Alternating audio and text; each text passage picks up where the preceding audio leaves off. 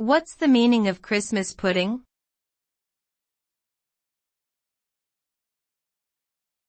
Christmas pudding.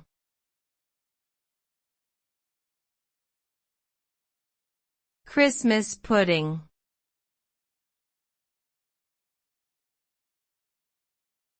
Christmas pudding.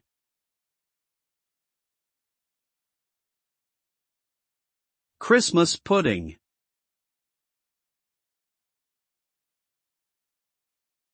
Christmas pudding is a traditional dessert served during the Christmas season in the UK.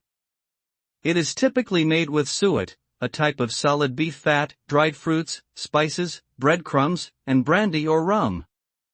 The mixture is steamed for several hours, resulting in a dense, moist cake-like pudding. The pudding is often served with brandy butter or custard sauce and is sometimes set alight with additional brandy before serving. It is a beloved holiday treat in many English-speaking countries and is often associated with the festive and indulgent spirit of Christmas celebrations.